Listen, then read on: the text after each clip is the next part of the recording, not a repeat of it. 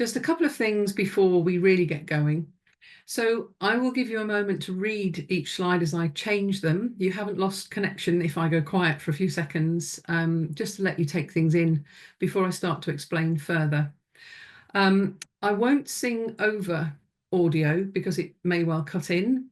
I should be able to share sounds and things with you, but we have plenty of recordings and audio for you to listen to as we go through. So our aim as educators is to set up pathways to success that also enable meaningful and diverse experiences.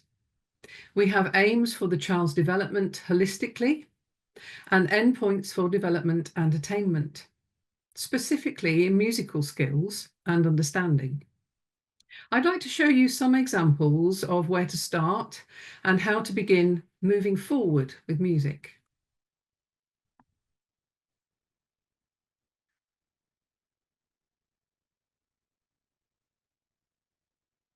Musical activity allows children to develop the musicality that they were born with. The key strands are shown and further explained here. So we're looking to create opportunities for a progressive pathway through musical skills. We have listening and responding. So listening to sounds, to beat, rhythm and pitch, and whole pieces of music where all of those are combined, of course. Responding to those, the children might use their language or movement. Art is a really nice one for young ones in particular. Their voices and body percussion, singing and playing. Composing might seem a little bit much to begin with, and it probably is, but we have to begin exploring sounds with them. They'll need the reference to exploring sounds. We should allow them to improvise and create and express themselves, and some arranging. And what I mean by that at this stage is that perhaps they would sequence sounds or suggest when one sound might come ahead of another or after another. So just really placement and sequencing sounds. And performing, we're thinking more about singing and playing, but also chanting, body percussion, and all of the skills that lead towards performance. So they're chanting and vocal exploration, and playing body percussion, untuned instruments, found sounds, melodic instruments, all of those aspects, and the further skills that go with performance, which we'll touch on some of those later on. So music enhances the wider development too. Improved concentration, listening skills, language skills from exploring their own vocal sounds to learning and the reinforcement of lyrics and new vocabulary. Social skills such as joining in, sharing, taking turns, and a sense of belonging, which matters so much at the start of their schooling and beyond.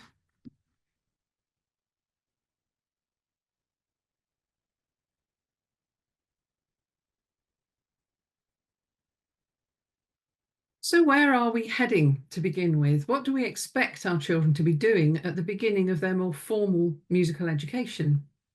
These expectations refer to the Cambridge pathway. Depending where you are, you might define things slightly differently, but essentially music is music. And so we have common aims. We want to ensure progression, coverage, challenge, and enjoyment. We want to instill a love of music and a curiosity about musical things for all of our young people. So to start with, we would want them to be listening and to respond to music through words and sounds and movement. I also mentioned art earlier, which isn't in the objectives here specifically, but I do think it's a really great way to allow them to express their response. Sing and play music, joining in when appropriate and spontaneously. That lovely thing that children do when they're enjoying a different activity, but they will unconsciously sing or say a rhyme, or as they're walking alongside you, they will just burst into song. And we really want to harness and praise and encourage that. Follow melodic shape and timing with some accuracy.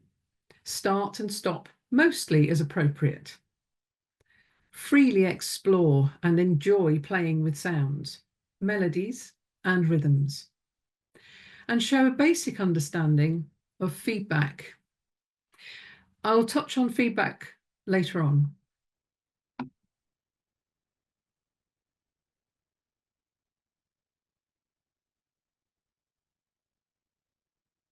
So when to begin? And the answer is as soon as possible.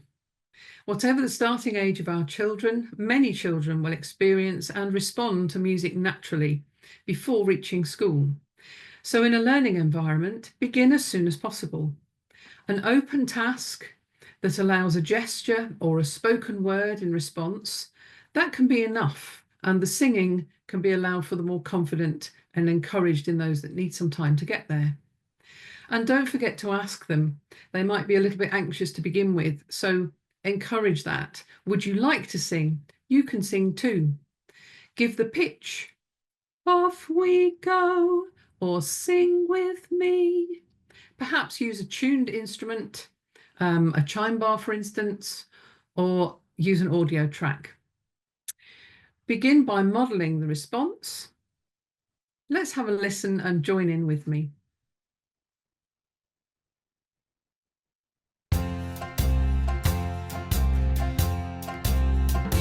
When you want to say hello around the world, hello.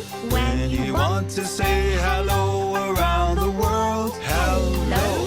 When you want to say hello, sing this song and you will know how to say hello to friends around the world, hello. So we're already joining in on cue and we're listening and responding. And some children, as we get to know that song, it goes through other verses with other greetings, a bonjour and a namaste. We can encourage that and extend that and encourage the singing and joining in as well. So we're already on our journey to meeting some of those aims I discussed at the beginning.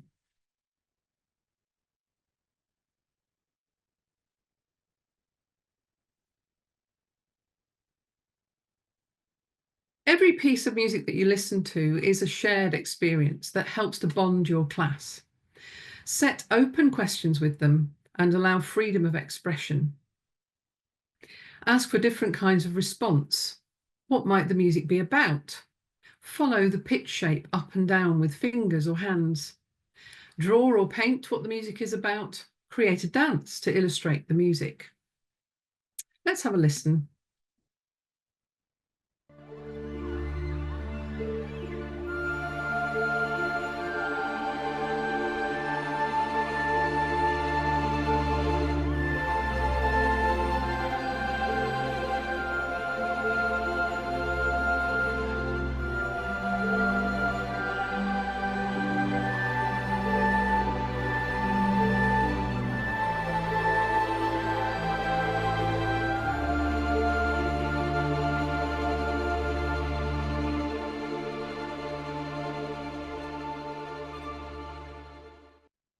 So that's a small extract of a piece written for the resource. So we want to encourage all of their comment rather than telling them what is right or wrong immediately. I enjoyed listening to your ideas. Thank you. The music could be any of those things. That's a wonderful thought. The composer called the music kites. Perhaps they could follow the pitch shapes as they fly. So pitch marking, as I showed you, they might want to swoop with their fingers to begin with. With scaffolding and modelling, you can build confidence and trust with your classes. These qualities are crucial in a healthy nurturing of creative processes. We want to inspire children with a really wide range of stimulus from different times and places and people.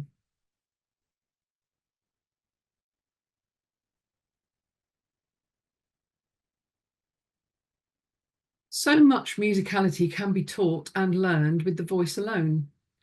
Exploration initially. Start with fun ways of finding and matching sound, stretch and step using cuckoo notes. Cuckoo notes are very familiar to children and pretty much innate to them. It's a natural thing. You'll hear them singing cuckoo, doo-doo, na, na, na, na. So right at the start, aim to explore those sounds Aim to start and stop together. Agree your cues and begin. In age-old tradition, the most effective way to teach chants and songs is by echoing. So repeat after me. Don't worry about who can hear you. Say it in a high voice. Say it very low. Say it very quickly. Say it very slow. So considerations when we're playing and exploring children's voices and starting to sing with them, we need to consider healthy voices with carefully matched exploration, chants and songs. Consider the range and the tempo, and the singing challenge may need to be simpler if children are combining movement or perhaps adding actions or beats or rhythms. I'd like to play you a piece now which is really about a steam train. So if you like to listen to the piece, there are plenty of echoes and plenty of repetition. It's in a narrow range, so just a few notes are used, but there's enough excitement in the piece itself to engage the children. Think about some actions. So what actions might you put with this piece if you were listening to this song and learning with your children? If you like to join in with the second voice, you can join in with those echoes.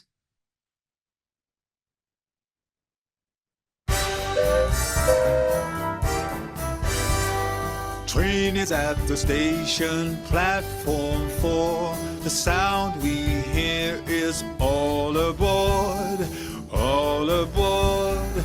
All aboard, all aboard. Traveling, facing front and back. The sound we hear is clickety-clack, clickety-clack. Clickety-clack, clickety-clack.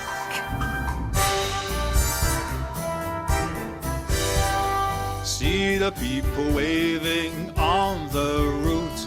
The sound we hear is toot, toot, toot, toot. Toot, toot, toot, toot. The sound we hear is all aboard, all aboard.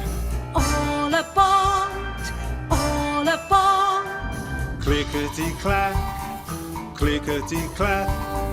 Clickety-clack, clickety-clack. Toot, toot, toot, toot. Toot, toot, toot, toot. Clickety-clack, clickety-clack. Clickety-clack, clickety-clack.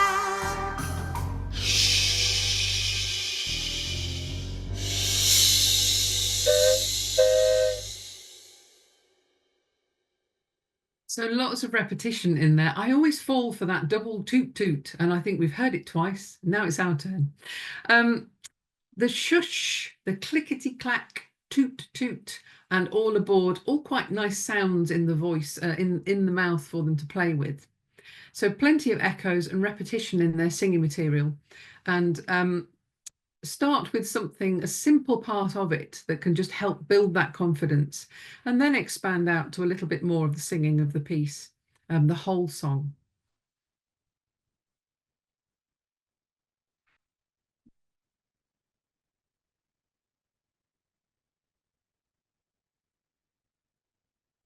Children need to explore and play with sounds, so they can have fun with sound, and it's an important part of their development.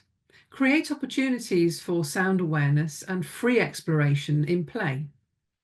Now, I'm sure you're all excellent practitioners and know that children learn a lot through playing, but if we can just set up a few activities that are more to do with sound and have that focus, and just perhaps capture their play and their thoughts about those sounds. So sandy sounds, water sounds, building sounds, all sorts of opportunities in your classroom and in their play. Recognition games can be useful. So we can take some instruments, just changing. my sound, so hopefully I can play you some sounds. So we can play some identification games, which are quite fun.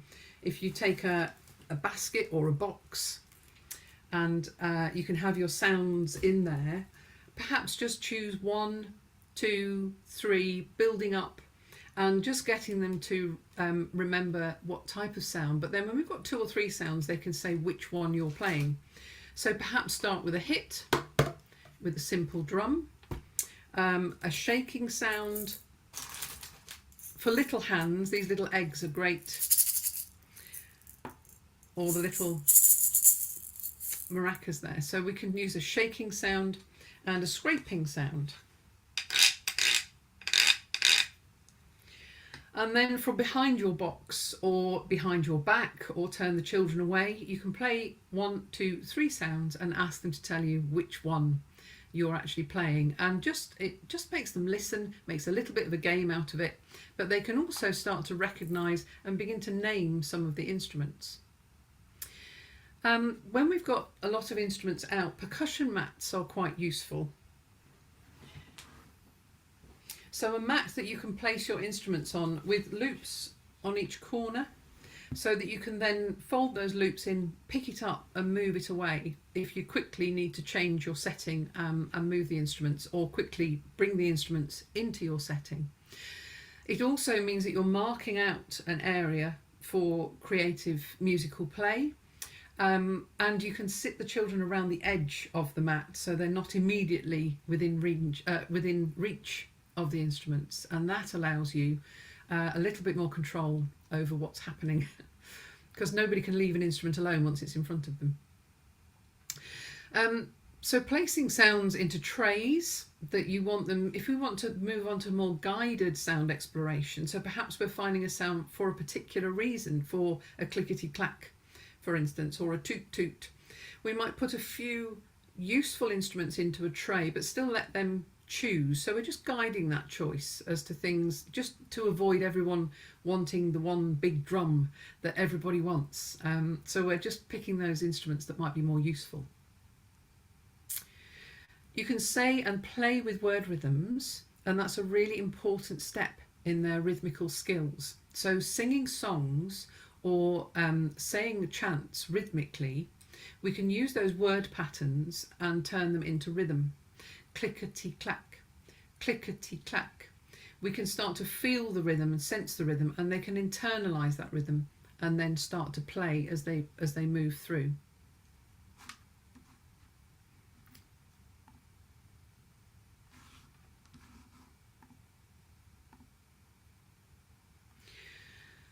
So listen, sing and play with purpose. Begin to explore musical elements with fun songs and exciting music. So musical elements such as dynamics, tempo, timbre. We refer to them in that way, in a more sort of technical way, but of course we really just want the children to have an awareness of perhaps contrasts and changes and be able to start discussing them. So pieces of music that might explore fast and slow, for example. If we just listen to this Copenhagen Steamway Gallop, and you can hear the change in the tempo, in the speed. So we're thinking about fast and slow. This is just an extract. The entire piece does run through slow, faster, fast, slower, and slow again. But just a little extract of this piece to give you an idea.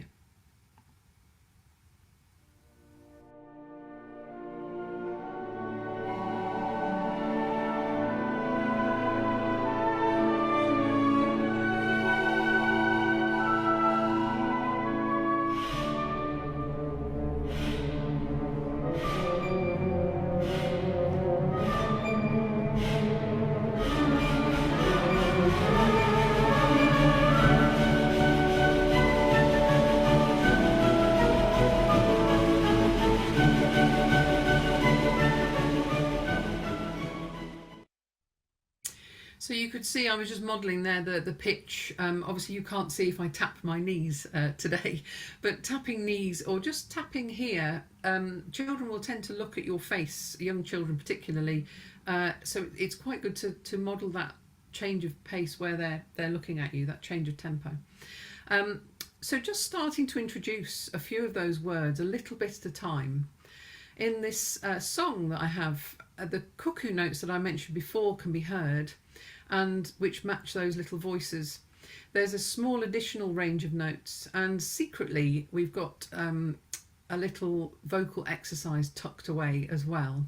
So let's just listen to this lovely song about penguins. This is written by Sue Nichols and Michael Phillips, two other of the team on this, of the writing team. And it's a quite delightful, fun song for them to join in and enjoy.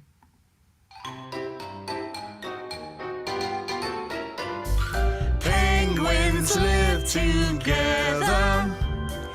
Being friends is nice. When they want to travel, they just slide across the ice. We.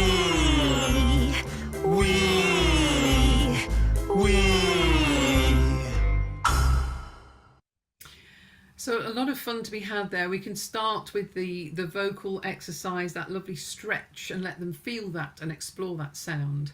And then a simple but fun song for them to learn to play. We could also move then into, if you have pitch percussion, you could have a look at those slides on pitched percussion.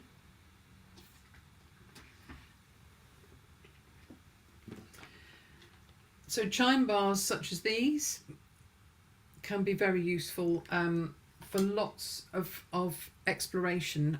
You might want to control how much the children have access to them. But for this one, just a couple of children at a time could just be trying that out. The high to low.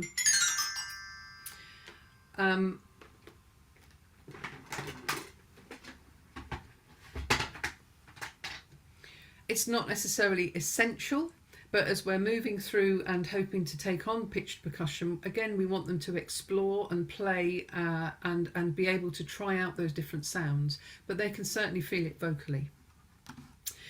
Having areas in your classroom where we can have a sort of themed play area, that's a really nice thing to do. So explorations around an icy theme, perhaps with your penguins, and some sliding pitched percussion, perhaps some metallic sounds, little bells and metallic sounds are useful, and we can use found sounds. It doesn't all have to be instruments as such for them to play with. Scrunchy sounds like walking on snow, all sorts of things that we can play. So I'm looking forward to you creating your exploration sound tables with your icy theme and cuddly penguins next week.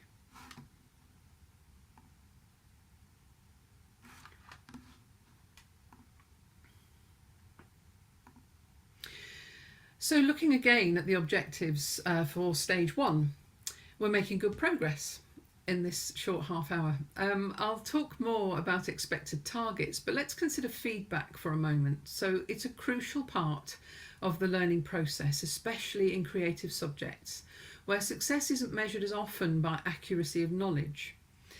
Make sure that feedback targets are within the original aims. What is the group able to improve? For example, we all ended the song beautifully together. Let's see if we can all begin together too.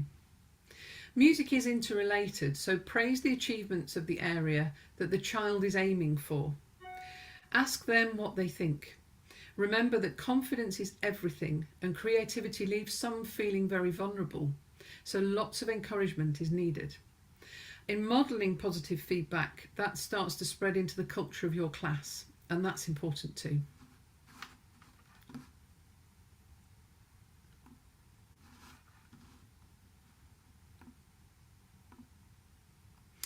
So moving on to objectives in in stage 2, we would want them to listen and respond to music, asking and answering questions, making sounds and movement, participate in music making with an increasing awareness of others, contribute to performances with mostly accurate timing and awareness of pulse and melodic shape, explore and combine sounds, in response to range of given or chosen stimuli. So sometimes we give them something to work with, and sometimes they're just exploring and finding for themselves those different sounds in ways that I've mentioned already.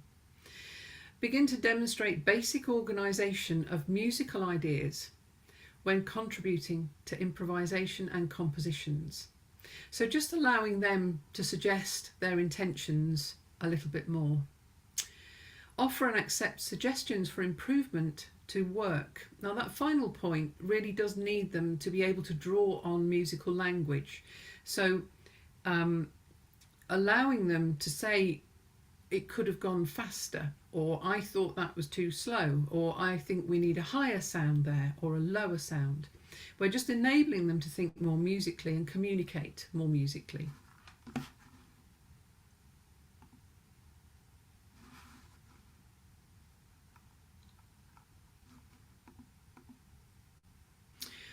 Listening and responding in key stage, in stage 2. That's a UK reference I can't seem to shift, but stage 2 in our resource. So tasks might require children to listen a little longer. This modern electronic piece from a unit about light and dark is called Shimmer. We can discuss language with them and try to encourage language that enables them to describe music, which is also giving them more tools to work with. So the shimmering, flickering, rippling sounds, we could perhaps create a sequence of music. Let's have a listen to this.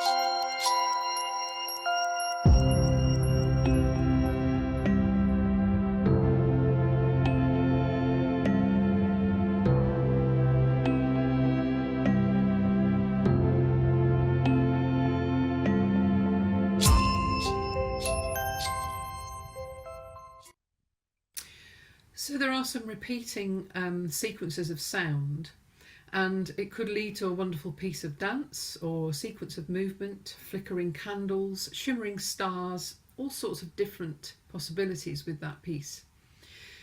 As the children get more confident and start to ask questions, this can be challenging for teachers, but don't worry, you are always armed with background information for all listening pieces and songs. Children are not asked about all of these things at the same time. We want to encourage a conversation. It's not about the technical labels, dynamics and tempo, but about their expression and understanding and their ability to communicate. If we use language regularly, they will soak it up. The word should be introduced gradually and reinforced often. As you listen, think about possible movement or instruments and sounds similar to those found in the music. So, for instance, with that piece, we could hear some scraping sounds,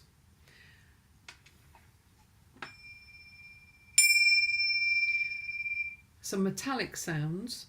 These bells are absolutely lovely. I really, really like them, but little fingers find them easy to control the other way round. So just hitting the edge is a lot easier than, because they can miss otherwise, and if they've waited before they can play it, it's so disappointing. So just give them every chance to make their sound. So we can start to look for useful sounds similar to those found in the music, and that's another way into exploring and enjoying exploration and improvisation with sound in response to listening.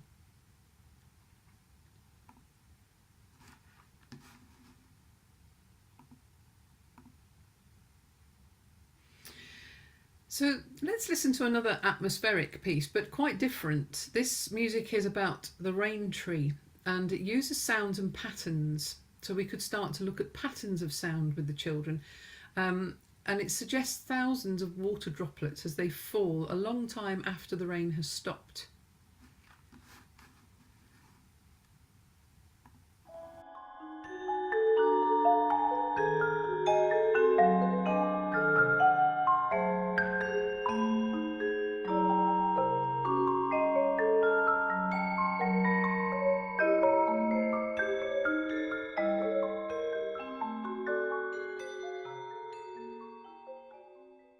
Of course, you don't need to have marimbas and crotals to create some wonderfully watery music. Wooden sounds, shell sounds, dried pods, and just that mixture. We can also have more shakers. Sorry, I was looking for this one. So sometimes it's about how the children can hold the instruments and the control that they can have. So nice large ones that they can roll around. I find that rain sticks they give a nice gentle sound. If we can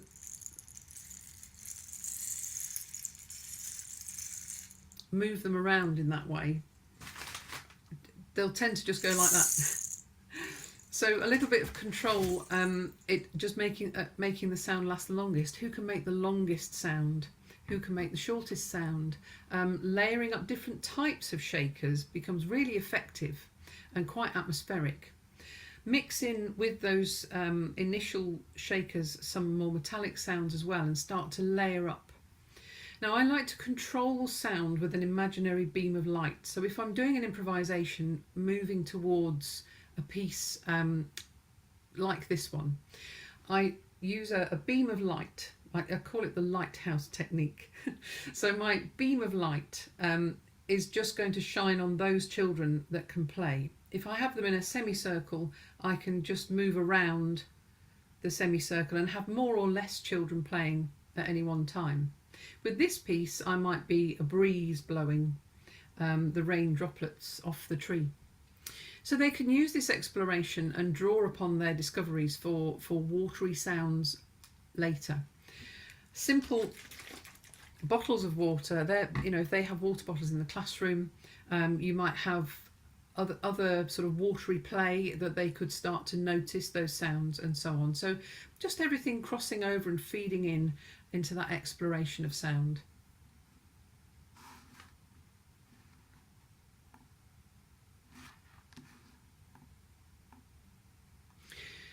It's good to have a theme or context, but ensure that the learning is musical, frequently reinforced, and with that progression, and making sure that progression is gradual. These examples come from a 6-week unit. It's not all to be learned in one go, but here are some highlights of the progression. So we can listen to the steps in the song. They are the familiar cuckoo notes, but with additional challenge and more awareness. By pitch marking, the children can sense the steps in the melody. So we can see the words, and we can work with those with the children, and we can learn the song gradually. You'll also notice that there are now blobs appearing with note names in them, and we can at least talk about high, middle and low sounds. By pitch marking the song, they can start to identify the difference. Let me just play those and I'll show you what I mean.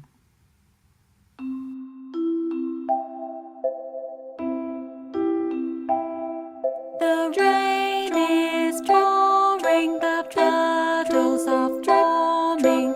Let's make a paper boat, fold it tight and watch it float.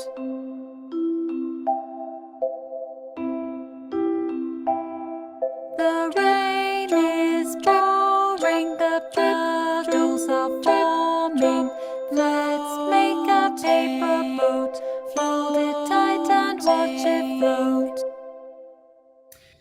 So you'll notice there are a number of things going on, and that would be, towards the end of the unit and after building up to it. So we have a little bit of singing. This is just the song itself.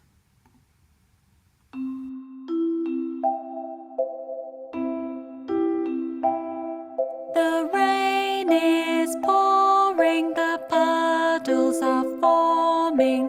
Let's make a paper boat.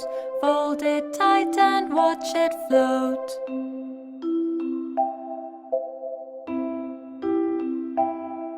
The rain is pouring, the puddles are forming. Let's make a paper boat. Fold it tight and watch it float.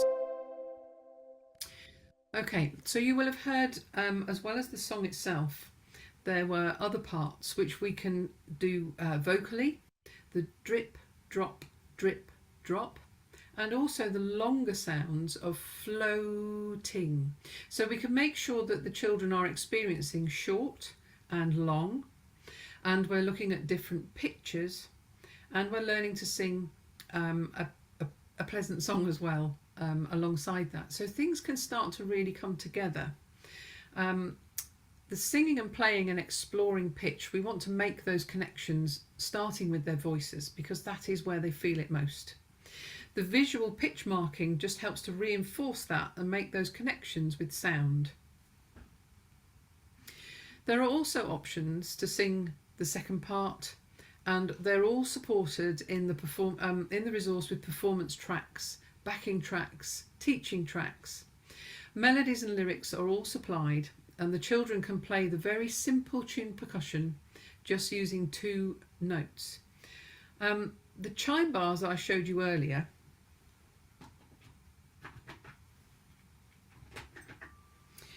they are quite versatile. If you were going to be choosing anything, if you had no pitched instruments at all, I think that these sets of chime bars are particularly versatile. A single note is very helpful for starting off a song, or it can be an accompaniment to just help, mainly unaccompanied songs. It can just help keep us in pitch. So just that one single chime bar. Where we've got 2, obviously I wouldn't expect the children to hold them and play them. This is just for you.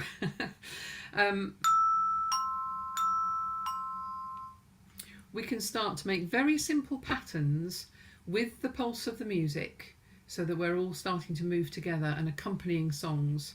I have worked with children and used very few tuned bits, aspects of tuned percussion, and it can really bring things alive. So it's a lovely idea if you can do that, but everything needs to be worked up to gradually.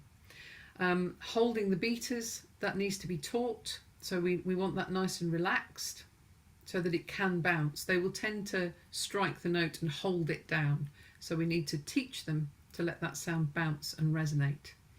Moving on, we would like them to use 2 beaters as a pianist uses right and left hand, and we know that quite young children can coordinate left and right, so it's great to give them that opportunity.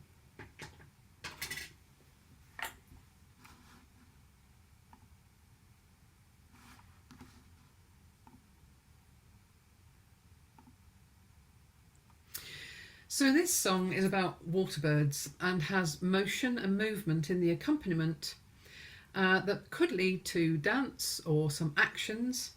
Please have a listen first of all, and then we'll talk about it in a bit more detail.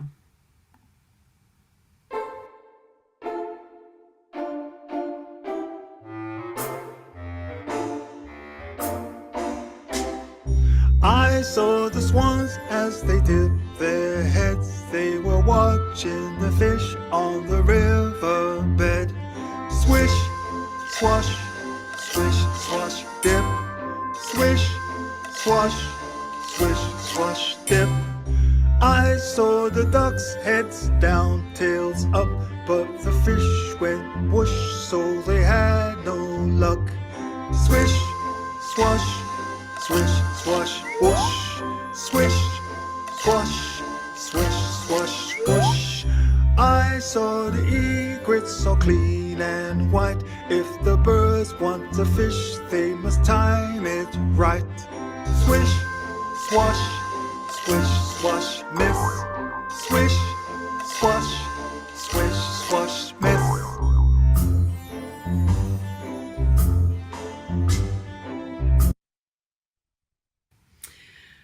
So that was a song that I wrote, and I mentioned Michael Phillips, who helped really bring that accompaniment alive. I think they could have a lot of fun with the sounds as well. So just starting with the chorus with a piece like this, a song like this, we want to have something that repeats, that they can learn and hang on to quite easily.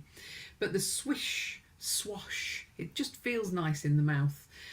We could have some actions, some hand movement, and the swish, swash, dip, and the swish, swash, whoosh, swish, swash, miss. And I think the egret goes hungry, unfortunately. So we could add some actions, we could choose some sounds, we could, I mentioned before, perhaps putting potential for well matching sounds into trays and then letting them choose, or just arranged in the centre of a mat so they can choose useful sounds and well matched sounds. You'd want to talk about storytelling and singing the words nice and clearly, but do start with an easier chorus to begin with. Play around with some sound matching games and choose those that fit best with each verse. So we can also in between do some improvisation and make some little watery interludes. So using that exploration we looked at earlier and bringing that into the song. So we can just bring that alive with a little bit of accompaniment, a little bit more texture that the children can add to the song when they sing it. So if you can imagine yourself now in your setting, imagine that you and your musicians know the song well. You've got 3 verses, you have singers and sound makers.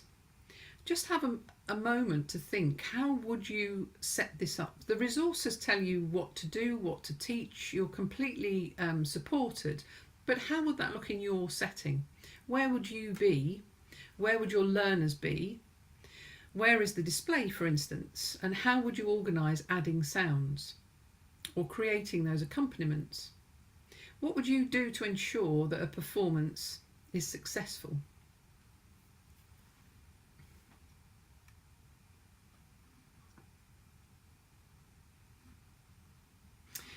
So I'm hoping that you're perhaps thinking about the organisation and where you place the selections of instruments or sound makers, how you might have your group all learning together, and how you might extend the song with them and practice little and often, little bits of it, but often and frequently, so that they can actually take that on and feel confident in their performance.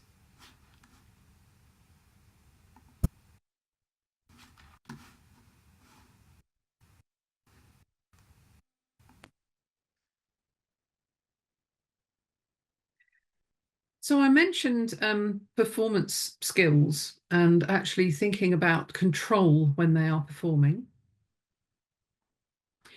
This is an activity that allows us to look at dynamics quite closely. So we can start with just rubbing the hands, tapping the fingers, tapping the knees. In the middle, sorry, I'm just changing my sound setting so I can show you some things. In the middle, we want a little bit more excitement, so we can jump and stamp. And can you hear the thunder? Is the centre and the loudest part of our rainstorm. If you could get hold of one of these, thunder drum, children will do anything to be in charge of the thunder drum. So it's a really fantastic instrument if you can add one of these to your range of what you have. It's just a spring in a plastic cone. Well, it's a sort of cardboard tube with plastic and a spring. But it's a really powerful sound and really exciting to perform with for the children. Excuse me.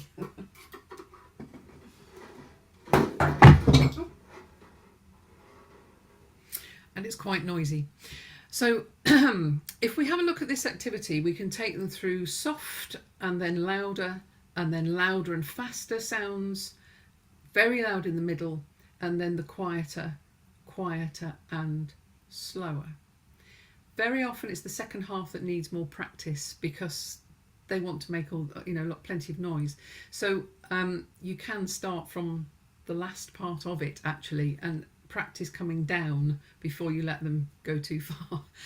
But it is a fantastic little exercise that you can start any lesson off with once you've explored it.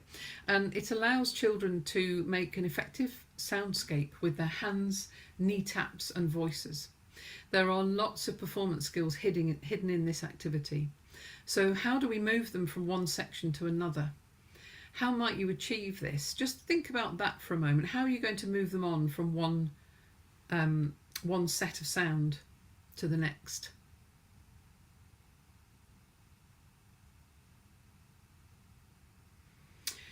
So it might be with your hands, it might be a pre-agreed sign, a sound, a bell. It needs to be a sound that will cut through when they get quite loud. It could just be a simple pointer along the score.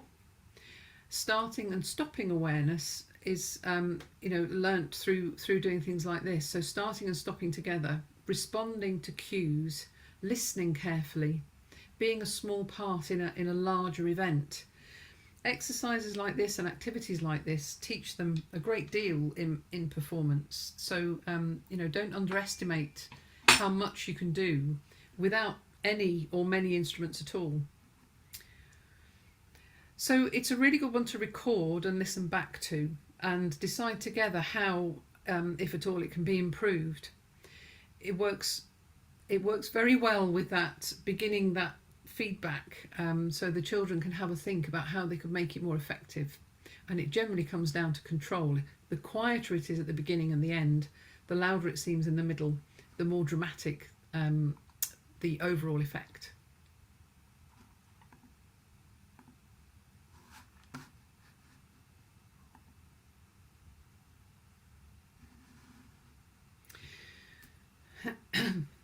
Feedback, evaluation, reflection and assessment.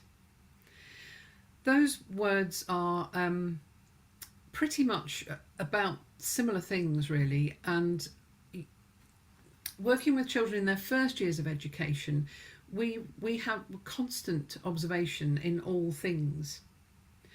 So the musical success can be evaluated and provide evidence to support our understanding of the whole child.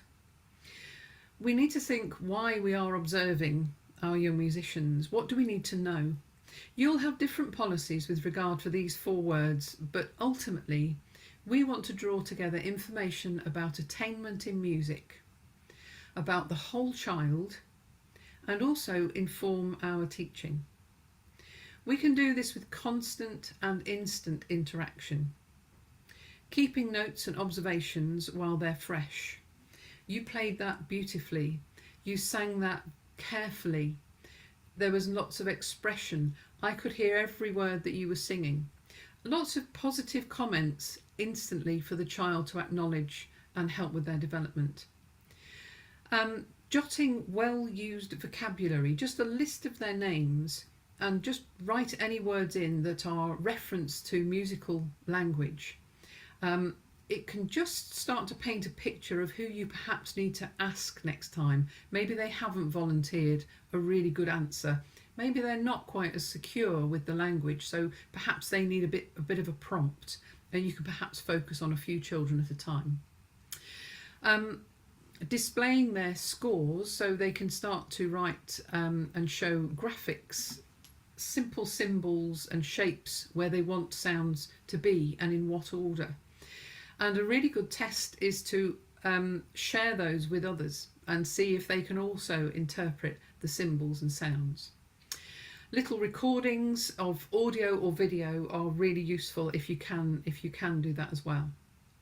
If there are repeat shortcomings in your class, unfortunately it may be down to us, the practitioners. So it may be there's something we can help with. Why are the class always late starting a song? Perhaps we just explode straight into the song. Perhaps we don't give them enough time with a smile and breathe and cue so that they get that advanced warning and get used to when to start together. How do you start them off? How do you improve things? How do you, looking at your own practice, if you've got constant things that keep going wrong, or just aren't quite going the way you'd like them to. We've covered a lot of things, and we've covered a lot of these things today. We wouldn't expect the children to be making all of this progress really, really quickly. It is gradual, small increments, reinforced often, and that will help you with your little ones and help them to become successful and confident music lovers. Thank you very much for listening, and I'm going to pass you back now to Bethany. So we'll move on to the questions now, I think, as well, and we'll leave this on the screen for now. So we'll start with, we've had one that's just come through that's just wondering if the slides will be available to us. So we are recording this webinar, so you'll be able to watch it back, and that's how you'll be able to kind of relook at that content that we've gone through today that Liz has made. And then we've had another one that's through. So we've got how can music be approached where tuned instruments are limited? So I think I mentioned as we were going through that actually the voice is so important with their musical development. So we can do an awful lot with the voice itself. If you don't have many or any tuned percussion, you can still, of course, be a superb musician. We have lots of training of vocalists, and they are superb musicians. It's not always down to the tuned percussion. We do like to take children through that opportunity if possible, but if it's not possible, there is an awful lot of learning that can be taken on through the voice. So the expression in the voice, that connection that we have with our voices, pitch, the study of pitch, the feeling of higher and lower, they can learn all about that. Part singing, harmony, texture in music. We can sing with pulse and we can sing with rhythm. So there is an awful lot that can be learned with the voice. And also some percussion. I've mentioned found sounds, and what I mean by that are the things that might be to hand or easily made. These coffee tubs, they make really nice drums. They're a really good sound, and obviously things in them, then they are shakers as well. So you can quite quickly add and supplement your collection of instruments with other things that you have lying around. If you want to make things like this look more musical, you can wrap them. You could use sticky back plastic on them, or wrapping papers, or something to make them look more purposeful as an instrument itself. But you can certainly find plenty to explore, plenty of sound to explore, and use those voices. Fantastic. Thank you very much. And then we've had another one that's come through here. So we've got, do you have any advice for any teachers who are looking for more experience or hang on, let me rephrase this one as well. So do you have any advice for any teachers that maybe haven't had a lot of experience teaching music in primary before? So I would think carefully in advance about how you're going to approach your initial activities. So engage the children straight away and positively. Don't be afraid to sing with them. They won't judge your voice. They just want to join in. They want that musical activity. Use a good resource and learn from that resource in steps. I know that the Collins resources have the knowledge and the information and the teaching tips that are there to help you. It's all useful stuff. Try little, perhaps shorter activities to begin with, and build up as you get more confident and get to know your children, and that you build that trust with them. You will have singers, you will have natural musicians in your room, so use them. But essentially, don't be afraid. Don't think that the sky will fall in if something goes a bit wrong. It won't, and you get so much enrichment from bonding musically with your class. It is really worth a try. So get some really good resources, try a little bit at a time, and build up stay ahead of them in the resource and think about how you're going to set it up as you would plan any other lesson. Be well prepared and have a go. And there is so much support out there as well, that you're not on your own in feeling like this as well, if you haven't had a lot of experience too. So if you did want to see an example for the teacher guide as well, do just put in the form, fill in the form, and then we can send that to you as well to see if that's something that might be helpful for you in your classroom as well as a base starting point. And then I know we're up to the hour, so we'll go over slightly. So if you do have to go back to teaching in your lessons or at the end of your day, we do understand if you have to drop out now, but we'll ask a few more questions to Liz now. So we've had another submission in to say, what would be your ideal duration for a music lesson in primary? So the stages we've been looking at have been probably aimed at sort of 5 to 7 year olds, and I think at this stage, and particularly for better behaviour, you probably want to keep to just a sort of 20-minute session, just introducing an activity and then moving forward. There is enough in the resources that we create, there is enough to fill sort of 45 minutes to an hour, and you can stretch beyond that, but you are being taken through different types of activity. So I wouldn't do anything for more than 15 or 20 minutes. If you want to do one thing and then another and then another, and it's all musical, marvelous. But I wouldn't stick too long on one activity. I would move them along. Brilliant. And I guess it depends on the lesson structure that you have in school as well, and it's those manageable chunks, isn't it, that you can break it down in a music lesson, and that keeps a attention span focused as well for the little ones that are there too, the flexibility to do that as well. Brilliant. Okay, and I think we'll just have one last question that's come in. So do you have any tips for pupils that are low in confidence, particularly for singing? Yes, I think we have to engage them as and when they are ready. So lots of encouragement. If you remember at the very beginning, it was just engaging with just a word or a gesture, and then lots of praise for that. If they can just learn a little bit and do that well, brilliant. If they're not up to learning the whole song, it's okay. So we really just want to get them at their level and encourage them to join in. If we've got someone that isn't very confident, I mean, we all still feel this as grown-ups. If someone pushes your crumple button, you don't want to go back for more. So we really want to make sure that they feel encouraged, and maybe give them something to hold, something to have, like a little shaker, just something to hold on to. I've done a fair amount of performance, and I'm much happier with something to hold or something to play than just standing there. Some people, it's just that self-consciousness.